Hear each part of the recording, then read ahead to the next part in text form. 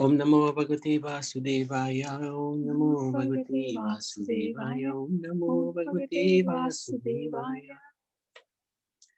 So today is the appearance day of three great souls, Raghunath Das Goswami, Raghunath Bhatt Goswami, and Krishna Das Kaviraj. And we intending to have a glance at their glorious lives. So we wanted to seek their blessings and their good wishes so that we can progress in Krishna consciousness. Also wanted to seek the blessings and good wishes of the devotees present so that we can share something about these great personalities. I was very fortunate to be able to put this presentation together, and we've talked about these great souls over the years, but it's nice to have a little bit more information on these personalities. Most of this information comes from various ISKCON sites and the book by Stephen Rosen about the six Goswamis, and Stephen Knapp as well. So these are wonderful devotees who've put a lot of information together. So it's really, really nice. And it's fascinating. So we might go a little over time because there's quite a lot to share. This is Raghunath Das Goswami's Samadhi in Radha Kund, I believe. Bhajan Kutir. Could be, yeah, could be Bhajan Kutir as well, yeah. So the Raghunath Das Goswami, he was born 1495, passed away. This is his disappearance day we're looking at. So we look at both, we celebrate both, because when he comes, it's great because he's come to help us in our Krishna concept. When he goes, Krishna. Sadly missed, and we'll see how he reacted when others would leave, like Chaitanya Mahaprabhu, him and Raghunath Bhatt Goswami. He's one of the six Goswamis. So we have Sri Rup, Sri Sanatan, Bhatta Raghunath, Sri Jiva Gopala Bhatta Das Raghunath. Das Raghunath, the last one that we talk about is him, when we glorify is him. But he's the first one actually to meet Chaitanya Mahaprabhu. Anyway, he's born in 1495, small village near Krishnapur in West Bengal. His father's name is Govardhan Majumadhar, and he had an uncle, Hiranya. They were landowners and tax collectors, and they were fabulously wealthy. Their wealth was compared to the king of heaven, Indra, and by today's standards, billionaires. And there was only Raghunath, who was the boy that everything was going to go to. He was the only son. The uncle had no kids, and they were also devotees. They had Yadunandan as their acharya, who actually was initiated by Advaita Acharya. So it's a great soul. And also they were friends with Vasudev Dutt, who's another great associate of Chaitanya Mahaprabhu. Raghunath Das Goswami had great fortune of associating with Haridas Thakur. And Haridas Thakur, as we all know, Namacharya, incarnation of Lord Brahma, and very, very powerful devotee. So any association with him is going to reflect back onto the devotee associating. So Raghunath Das was extraordinarily renounced. He belonged to the wealthiest family possibly in the world, but yet he was so renounced that they were worried about him. They got him married when he was young to a very beautiful young woman, but he wouldn't have any of it. He met Chaitanya Mahaprabhu first time when Chaitanya Mahaprabhu came to Katwa. He took sannyas in Katwa, and then he was misled to come to Shantipur by Lord Nityananda. And at Shantipur is where Raghunath Das first met Chaitanya Mahaprabhu. So he's the first of the Goswamis to meet him. And then Chaitanya Mahaprabhu, on the order of his mother stayed in Jagannath Puri. He wanted to go to Vrindavan, but his mother said, it's just too far. Stay in Puri. At least we can visit you once a year. So Raghunath Das, when he met Chaitanya Mahaprabhu, he was completely enamored. He wanted to go with Chaitanya Mahaprabhu. But he actually had to also go home. The parents would keep a very strict guard on him. He tried to run away many times. Almost daily he would run away. And the guards would catch him and bring him back again. He wanted to run away to Chaitanya Mahaprabhu. And he wouldn't even live in the house. He wouldn't even enter the bedroom. He would stay in the courtyard called Durga Mandap. So he was very renounced, very, very renounced. Another time, Chaitanya Mahaprabhu came to Shantipur, and Raghunath Das met him. He got the permission of his father, and many guards went with him, making sure he doesn't elope. And then Chaitanya Mahaprabhu, he offered his life to Mahaprabhu. He wanted to serve him 100% of the time. That time, Chaitanya Mahaprabhu gave him some incredible instructions. He said something like this: you should not be a market vairagi. You should not be a monkey renunciate. Monkeys appear to be very renounced. They live in trees. They do not wear clothes. They only eat what grows in the trees. However, they always have so many thoughts about how to enjoy female monkeys whenever the opportunity comes. You should pretend in an external way to be completely attached to wealth. You should perform your duties as a first-class business manager. So Chaitanya Mahaprabhu was guiding him how to live. But in your heart, you should always be meditating on Krishna. And very soon, Krishna will show his mercy to you. Very, very sweet instructions from Chaitanya Mahaprabhu. He didn't tell him leave home, even though he wanted to. In fact, he guided him to stay home and live in such a way that nobody would think he's a devotee. But inside, he was always thinking about the Lord. Raghunath Das went home, and he appeared to his parents to be completely settled in materialistic life. Once his father and uncle got into trouble, they were tax collectors, but they didn't give everything over to the government. And one of the officials was a little envious of their wealth, and he found out that they're not doing proper accounting. So they were about 300,000 gold coins short from what they should have been paying the government. So this fellow arranged an arrest of the father and the uncle, Hiranya and Govardhan. But by some good intelligence, they were not at home. They captured Raghunath instead, who was at home. They put him in jail. Now this collector, the official, he was a Turkish Chaudhry. He was envious of the family, and he tried to harass Raghunath, getting information out of him. Where is your father? Where's your uncle? Where's the money? And he would try to beat Raghunath. But Raghunath, he was such a beautiful soul and a gentle person, very gentle and compassionate. Every time he tried to beat him, he couldn't do it because he saw Raghunath was so humble. So his heart would always melt. So in this way, he would not beat Raghunath Das. Now, Raghunath Das is also very clever, right? He said to the Chaudhry that, look, you actually, my uncle and my father and you are just like brothers, right? You have such intimate relationship. Sometimes brothers will naturally argue and fight, but then tomorrow the brothers will sit together very peacefully with great love and for each other. Because you're in that relationship, you are like my father. This is how I respect you and have affection for you. You should not hurt your own son. You should be kind and compassionate to your own son. After all, you are a Muslim and you're a great saint. You know the scriptures. You're a compassionate, merciful being.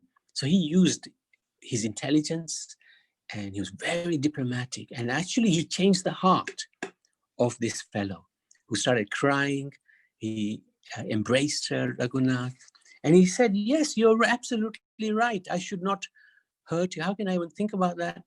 And as far as your father and uncle are concerned, you can, they can give me the money from any extra profits they make. So why don't you go home and arrange a meeting so that we can settle this matter? So Raghunath went home. He was released. He made a meeting with Govardhan and Hiranya and the Chaudhary.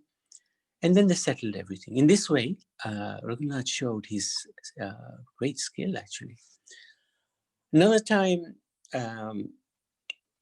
his father allowed him to visit Lord Nityananda at Panihati. Now, we've been through this past time, so I'm not going to go through it in any particular detail. When he went to Panihati, he saw Nityananda and he paid his obeisances from a far distance. And Nityananda beckoned him to come over. And he blessed him. He actually put his feet on the head of Raghunath, a very blessed soul. And he said he teased Raghunath. Nityananda said to him, "Why are you such a miser? You come from such a wealthy family and you can't offer any service. You must serve, you must prepare and serve chipped rice and yogurt to everybody." And Raghunath Das was so happy to receive this order because he was not a miser. In fact, he wanted to give his whole life and spend nothing for himself.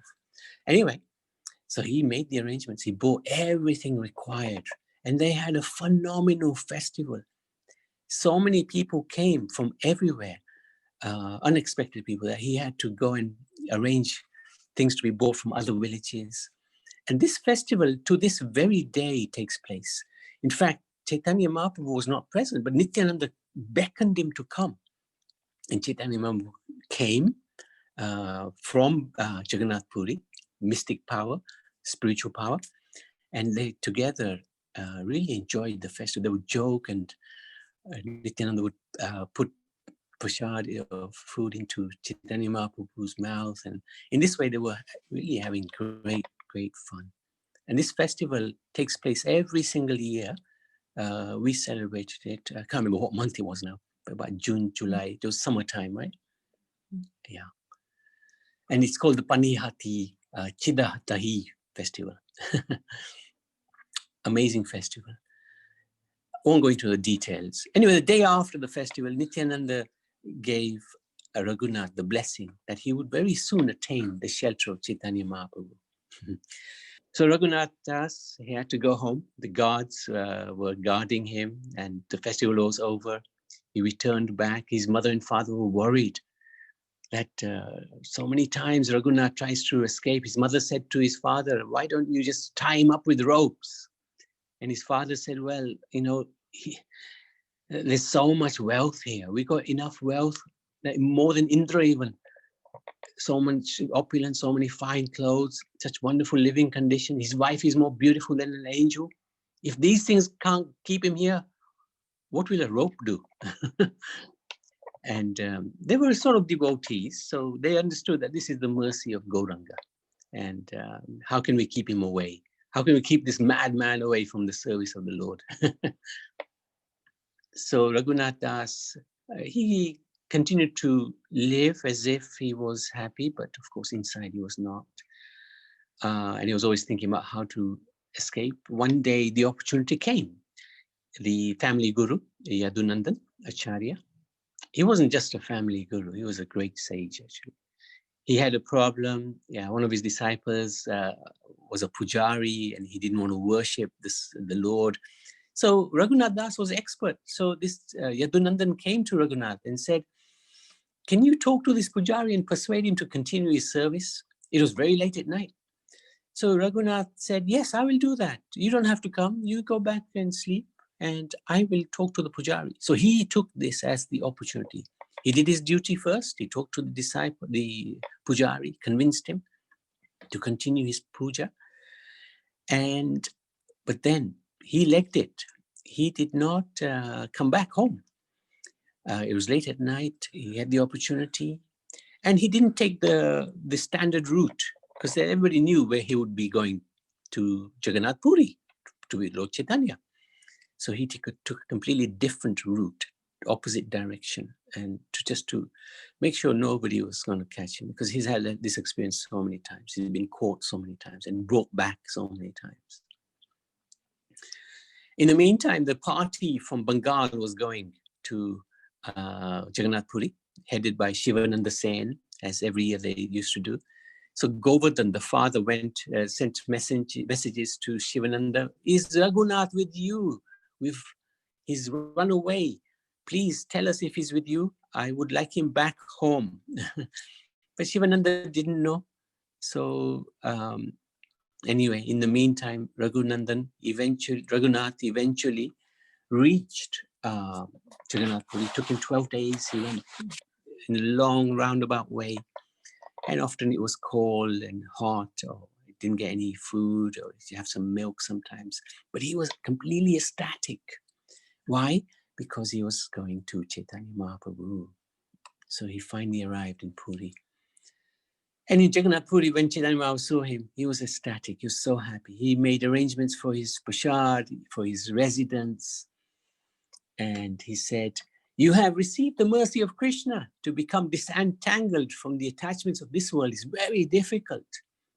In fact, it is impossible. It is only by the mercy of Krishna one can achieve such liberation. So Raghunath Das, in great humility, would say to him, I do not know who Krishna is. I only know your causeless mercy has saved me. And Mahaprabhu would reply, material life is like a deep ditch where people go to pass stool. Effectively, that's what we're doing. That sums up our life, really. Because your father and uncle are friends of my grandfather and father, therefore we are related. I can say some joking words about them. Your father and uncle are like worms living in the stool of that ditch. They were devotees, but although they are Vaishnavas, they're not pure Vaishnavas. They have many material attachments. They give so much charity and donations to the other devotees, but still they have too much material attachment. But Krishna has rescued you and brought you here. So Chaitanya Mahaprabhu was very clear in his words, in his instructions to Raghunath. Then Chaitanya Mahaprabhu said to Swarup Damodar, you take care of Raghunath. I am placing him in your charge. So actually the Shiksha Guru of Raghunath Das Goswami was the personal secretary of Chaitanya Mahaprabhu, Swarup Damodar. And he said, now there are 3 Raghus, Vaidya Raghunath, Bhatta Raghunath, who we're going to talk about next, and this Raghunath, who is the Raghunath of Swarup Damodar. Such a wonderful affection, the way they were dealing with each other was so amazing. One day Raghunath Das Goswami spoke through Swarup Damodar to the Lord, to Chaitanya Mahaprabhu. He wouldn't talk directly to the Lord, he was very humble. He had this etiquette, but he would talk through Swarup Damodar. He would ask Swarup Damodar, O Govinda Das, the servant of the Lord. He asked the question, he has given up all wonderful luxuries of family life and worldly existence, but he doesn't know why. He doesn't know what his duties are. What are the services of one in the renounced order of life? Very important question. So Chaitanya Mahaprabhu really gave him some incredible instructions. Do not speak mundane topics like the people in general of this world. And these are lessons for us to learn, because we might be living in our family life, but we are in trying to be Krishna conscious, trying to get away from the worldly matters of this world. Do not hear what they say. Do not eat luxurious foods. That could be a little tricky. With Jayanti around, it's very, very tricky. Do not dress very nicely. That's easy. You should always offer all respects to others. Oh, tricky. To be more humble than a blade of grass, more tolerant than a tree. So these were the instructions Chaitanya Mahaprabhu gave to Raghunath Das Goswami. In this way, you should constantly chant the holy names Krishna, and in your mind, you should always meditate on serving Radha and Krishna in the forest of Vrindavan. These are the duties of one in the renounced order of life. Gauranga had, so let's see how he puts that into practice, right? He's really amazing, Raghunath. Gauranga had requested Govinda to give daily, Raghunath, remnants of his prasad. This is Mahaprasad, Mahaprasad. So he took for 5 days. On the 6th day, he stopped taking the Lord's Mahaprasad. Can you imagine? Who would stop taking the Mahaprasad of the Lord?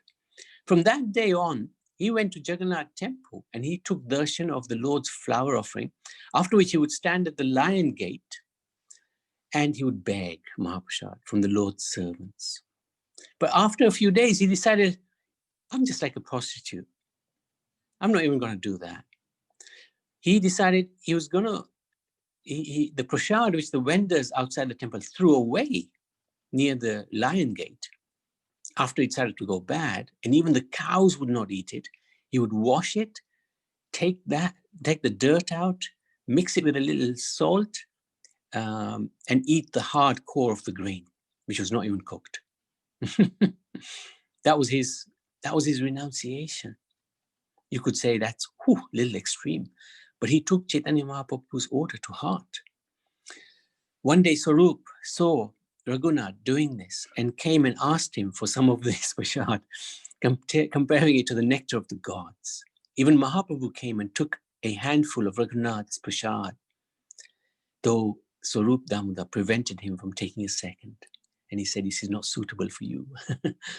So this is the pastime Raghunath Das, keeping that prasad away from the Lord. So this was his humility. His parents found out about his lifestyle. They sent him Brahman. They knew he was all getting back.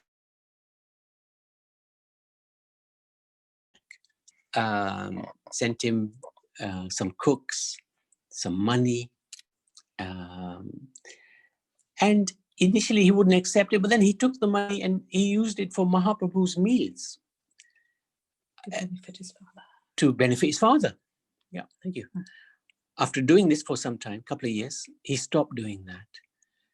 And Mahaprabhu, in response to Mahaprabhu's question, why Raghunath stopped inviting him, Swarup said, Raghunath has decided that since his father was a materialistic man, Mahaprabhu was not really pleased to eat the food purchased with his money.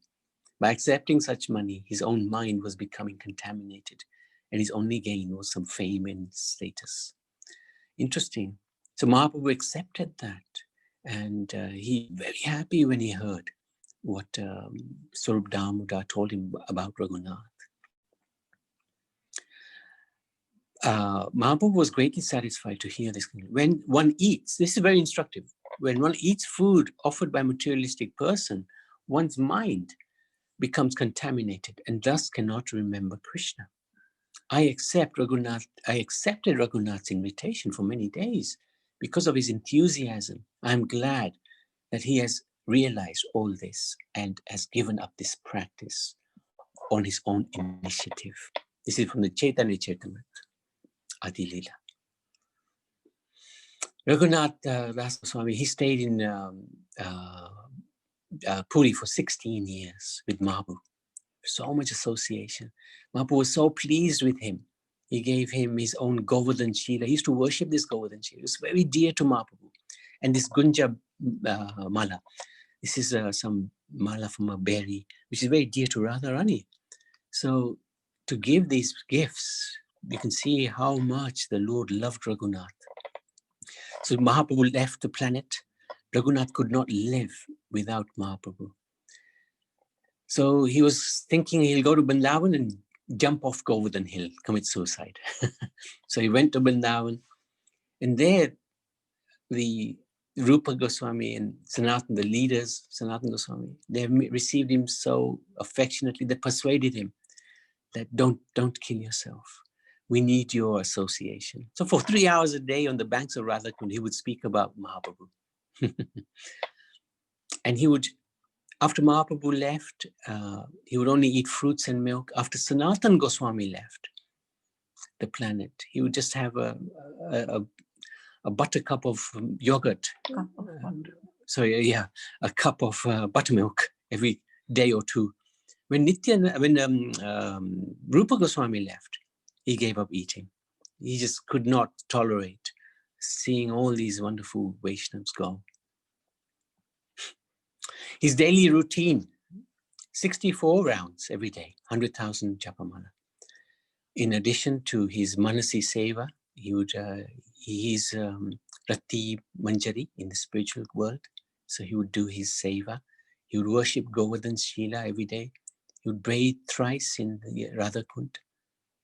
He would offer 1,000 obeisances to Krishna and 2,000 obeisances to the Vaishnavas, and he would embrace them. He would rest for 90 minutes a day, and some days he would even forget that. He would eat very little, 1 cup of buttermilk every day. And keep in mind, we have to keep in mind that he is an eternal associate of the Lord. So externally, while he's sleeping, actually internally he's serving. He lived in Radhakund for all of his time in Vrindavan. He was in Radhakund, and he engaged in very strict devotional practice. He was blessed by Nityananda Prabhu's widow, Janavadevi, when she visited Radhakund. And Radhakund, very interesting pastime. It was hardly, now we go there, we see a beautiful kund. But at those days, there was nothing there. It hadn't been excavated. So Raghunath Das was thinking, I'll do it. But then he was thinking, I'm not sure if I should get involved with this. And then one day he got a sign. A pilgrimage, a rich merchant went to Badrinath, with the intention of donating a lot of money. That's near the Himalayas. But Badrinath appeared to him and said, why don't you go to Radhakund and give money to Raghunath, who wants to develop Radhakund and Shyamkund. So he came to Braj and he gave him the Lakshmi. This was a good sign for Raghunath Das Goswami to renovate, excavate Radhakund Shyamkund. So while he was doing that, actually there were 5 trees that were on Shyamkund, and they were going to cut them so that it would be a nice square kund. But he received a dream that, please don't cut us, we are 5 Pandavas. So if you look today, Radhakund is a beautiful square when we go, but Shyamkund is a really odd shape. And the reason was because of these 5 trees, the 5 Pandavas. So we can have a quick dip today in Radhakund and Shyamkund. So it's nice to bathe, especially on a Ekadashi day, on this glorious day today. Radhakund ki jai, Shyamkund ki jai, Radhakund ki jai. Other things that's happened, one time Rupa Goswami gave him his play, Lalita Madhav. And these plays are very intense, full of Radha Krishna pastimes. And when Raghunath Das Goswami read that, he was completely in ecstasy, but he was also very, very sad, feeling great pang of separation. He wouldn't give the book back. So what he did, Raghunath, Rupa Goswami wrote another book for him, full of humor, and he swapped the books. I asked, I'll give you this book, you give me that other one back. So the humorous book then got Raghunath Das Goswami back into his, he forgot his feeling of separation. One time, I'll just go through this quickly because we are actually running out of time. Got 2 more personalities to talk about. So this pastime took place. He would take this 1 leaf of buttercup. So this Brijbasi used to serve him very nicely. He decided, I'm going to get a very big leaf from now on. So that at least he has 1 leaf cup of buttermilk. At least it's going to be a big leaf cup of buttermilk. So Raghunath, when he saw it, he thought, wow, this is a huge leaf bowl. Where'd you get this from? So the devotee said, this is from Sakhi Stali. And Raghunath Das Goswami, as soon as he heard that name, he threw it away. And he was angry. And then later, after calming down, he explained to this Brijbasi What you have done is you have got this from the trees which grow in Chandravali's place. So you can see his loyalty is completely to Srimati Radharani. Radharani's rival was Chandravali. Of course, Chandravali is simply an expansion of Radharani. But the Leela, the pastimes they have, are that there's two parties. And Raghunath Das Goswami belongs to Radharani's party. So he was very upset. He wouldn't eat. He wouldn't drink.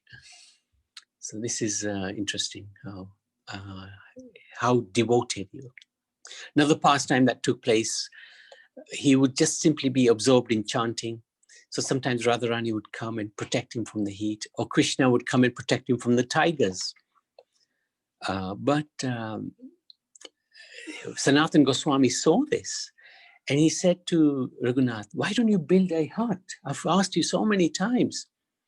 Because you are now engaging Radha and Krishna in your service. We're supposed to serve them, not them serving us. They're coming to protect you. So Raghunath Das Goswami understood, and he got the villagers to bake something for him. And then he would do his bhajan in those conditions. Okay. And then there was another time when he had indigestion, but he never ate anything. But actually, the doctors found out he did have indigestion. But in his meditation, actually, he had some rice, sweet rice. So he wrote 3 books, which are extraordinary books. Didn't write much, but they're extraordinary books. And he's one of the most amazing personalities. He wrote and taught that divine service of Radharani in Vrindavan is the topmost spiritual perfection. He's known as the Prayojana Acharya, the one who can reveal the highest truth. And if you see one of his verses, my life is worthless.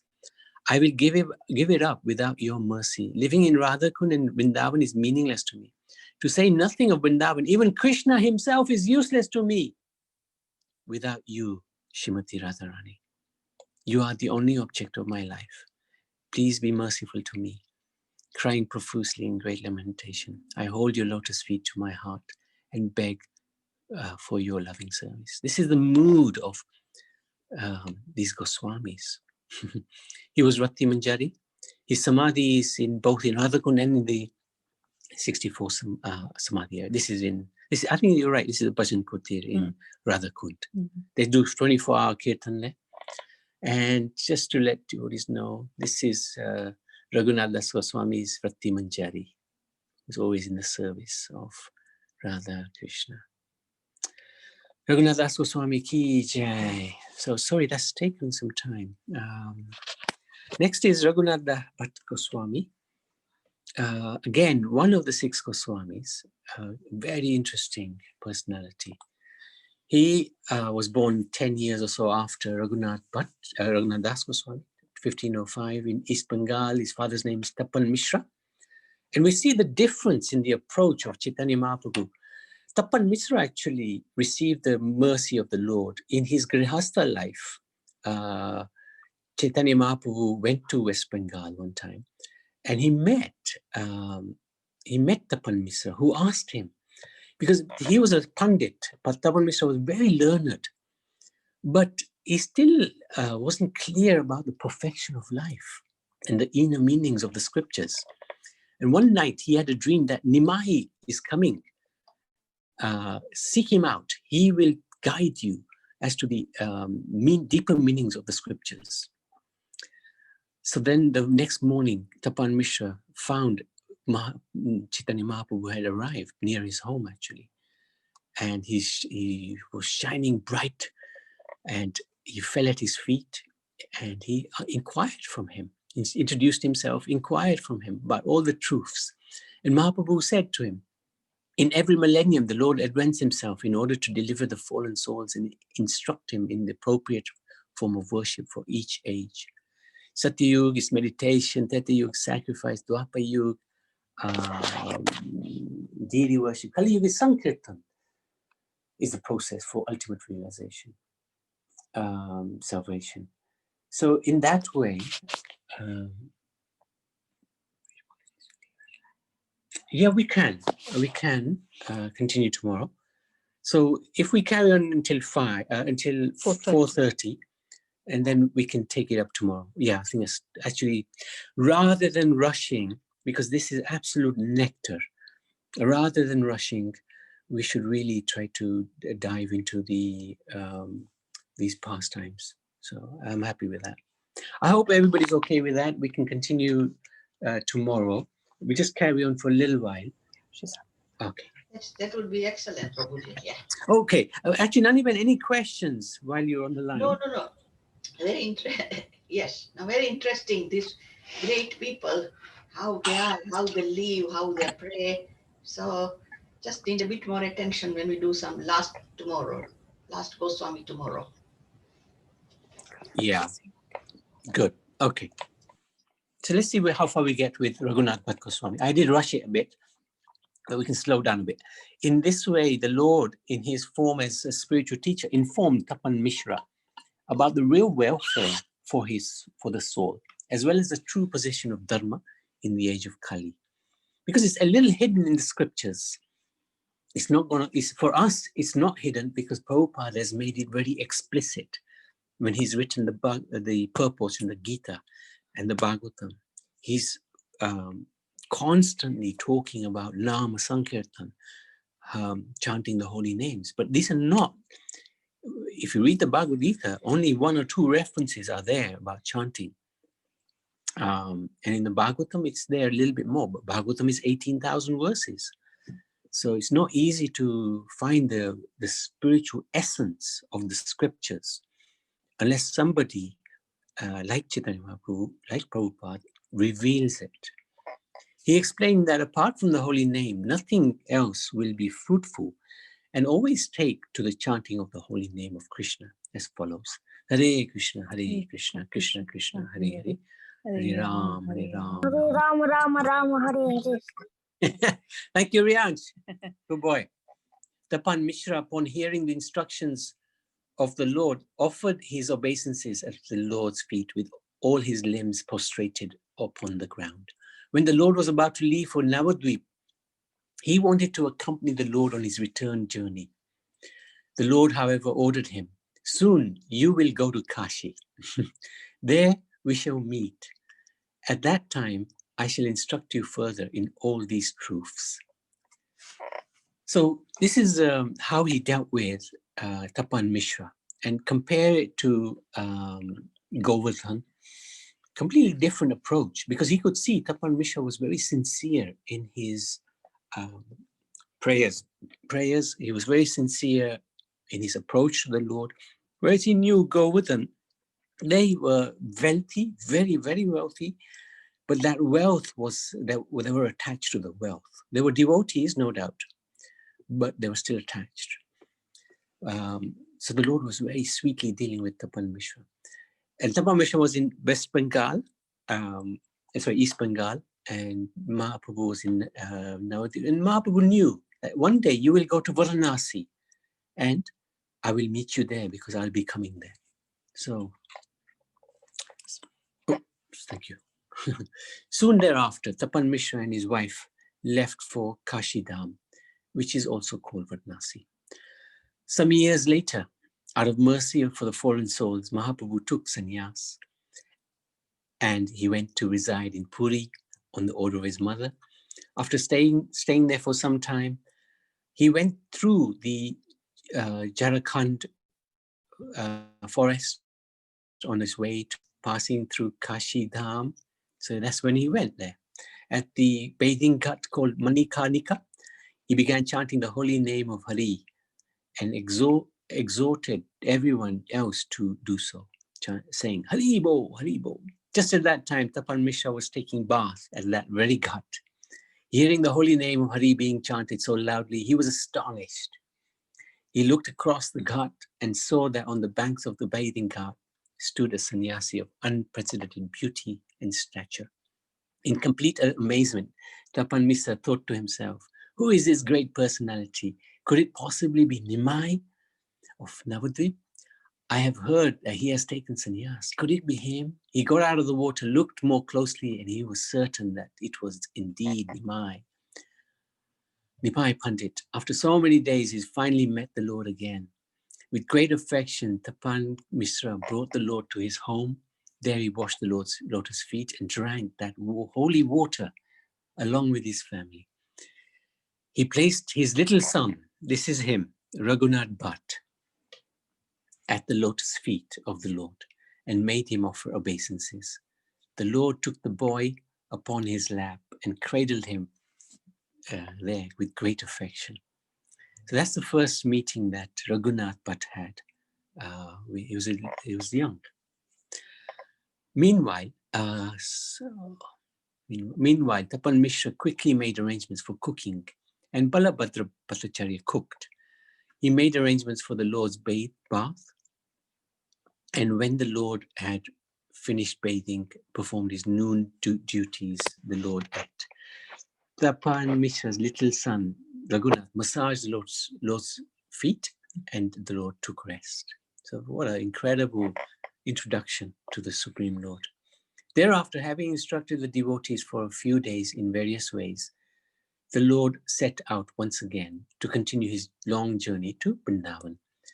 So at that time, there were a few devotees there, and Chaitanya Mahaprabhu stayed a little hidden, but he gave a lot of mercy to Tapan Mishra. Again, he would come back. He would deliver Kashi with the mercy of Krishna later on his return journey to Jagannath Puri. So the Lord went to Vrindavan. So it's a long way. And then after spending some time in Vrindavan, wandering about in the ecstasy of Krishna Prem, the Lord returned to Kashi. This time, the Lord spent 10 days in Kashi. Tapan Mishra's son, Raghunath, felt himself supremely fortunate to be able to serve the Lord and Master, Chaitanya Mahaprabhu, for 10 days. When the time came for Chaitanya to bid farewell to the devotees, so that he might once again set out for Jagannath Puri, the devotees were heartbroken in agony at the prospect of a separation from the Lord. Raghunath Bhatt fell before the Lord. So he was still a child, right? Quite young, begging him not to go, and held his lotus feet, weeping again and again. The Lord took the boy upon his lap and gave him many reassurances, trying to console him.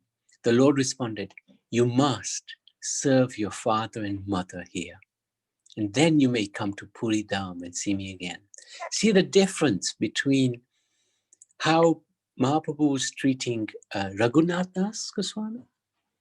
He would tell him, go to your parents and pretend you're a materialist and hide you're a devotee. But here he's saying, and when Raghunath left his parents and ran away from them, Chaitanya Mahaprabhu congratulated him for being so renounced.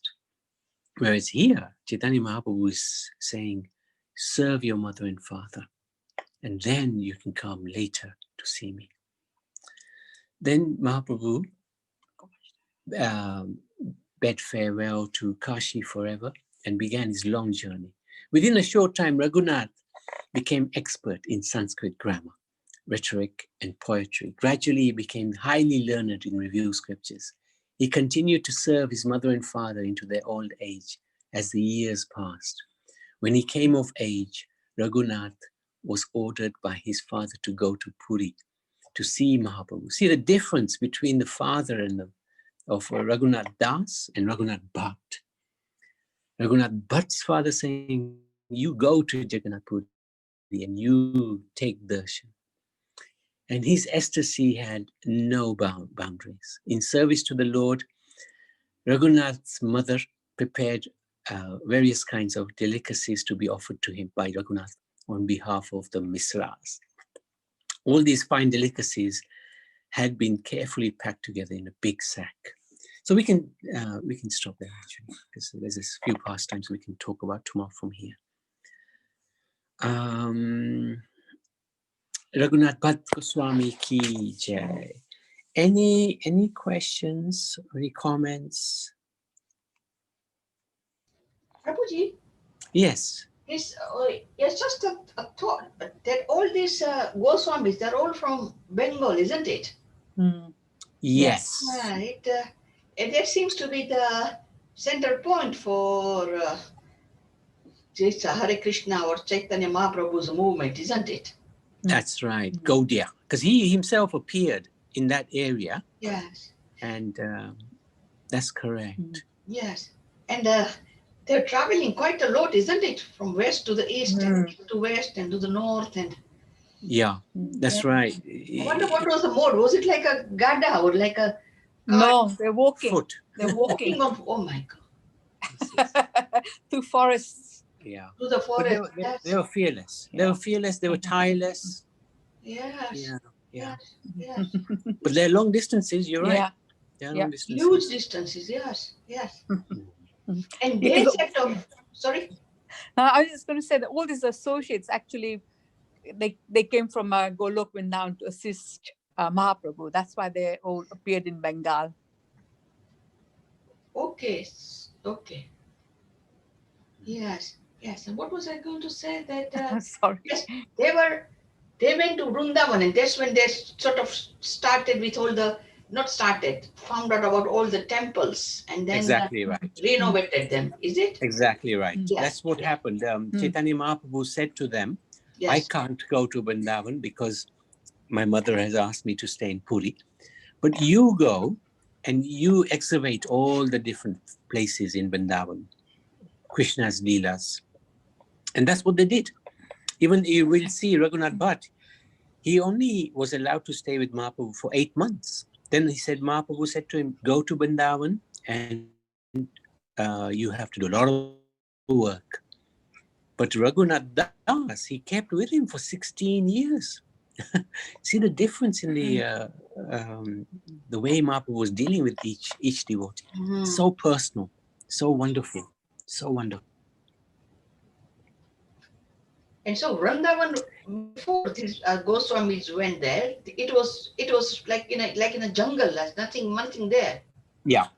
Yes. Because when Mahaprabhu went, we heard about Mahaprabhu going there. So he went. Yes. And he saw that everything had been covered. He found a few places. He found the Radha Kund, Shyam Kund.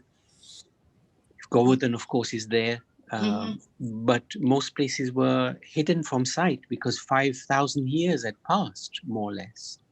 And most of the sites had been lost. Yes.